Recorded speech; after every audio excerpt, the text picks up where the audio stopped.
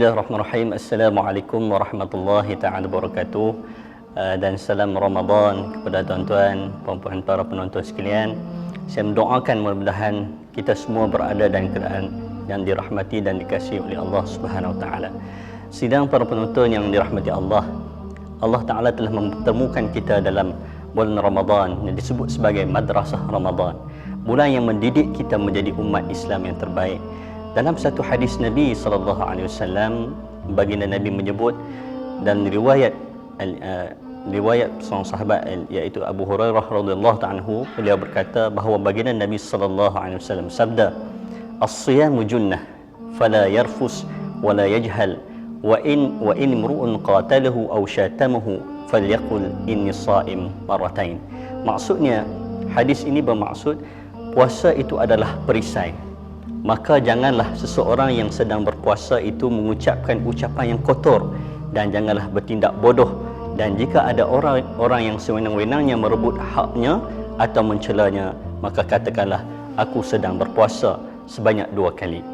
Subhanallah, hadis ini, sidang para penonton sekalian, baginda Nabi SAW memberikan kita satu formula bagaimana kita nak memelihara diri kita dalam suasana sekarang ini media sosial yang cukup bergerak pantas, seperti mana yang di satu syarikat antarabangsa yang bernama Hootsuite telah melakukan perangkaan bahawa rakyat Malaysia sehari menghabiskan 3 jam dalam media sosial mereka. Ini menunjukkan bahawa kita rakyat Malaysia ni sangat terkesan dengan apa segala yang berlaku dalam media sosial. Kita boleh tengoklah tuan-tuan, ada apa-apa saja isu yang berkaitan dengan artis, dengan politik, dengan isu-isu kemasyarakatan.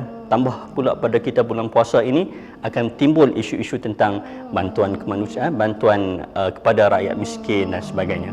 Tapi hendaklah kita ingat bahawa segala apa yang kita tulis dalam media sosial ini, Allah Ta'ala akan catat, Allah Ta'ala akan hisap kita di akhirat kelak.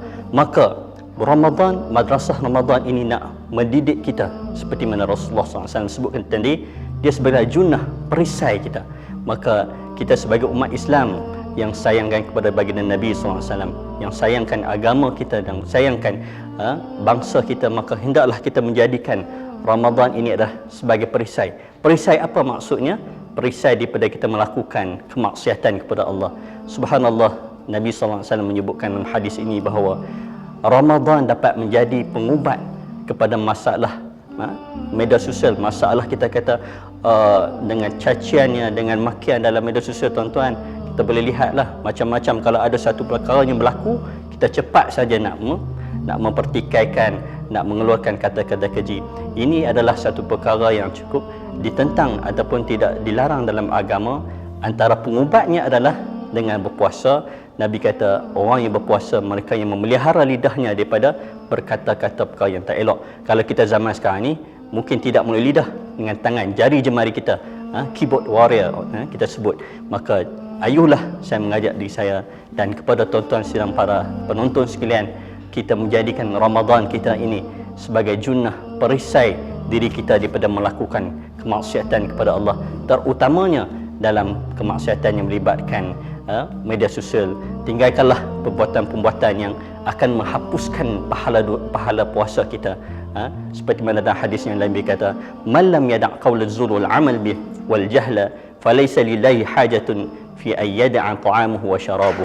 Barang siapa yang tidak meninggalkan perkataan dusta dan mengejarkannya serta berlaku bodoh, buat perkara yang bodoh, maksudnya orang yang melakukan perkara yang tidak diterima dalam agama kita, maka Allah Ta'ala tidak berhajat pun kepada kita meninggalkan makanan dan minuman kita. Maka sia-sialah pahala puasa kita, sia-sialah amalan yang kita lakukan semata-mata kita nak mendapatkan pahala dan juga maksudnya rahmat daripada Allah Subhanahu Wa Ta'ala, tapi malangnya tidak diterima oleh Allah. Wallahu ta'ala, mudah-mudahan kita bertemu lagi. Assalamualaikum warahmatullahi ta'ala wabarakatuh.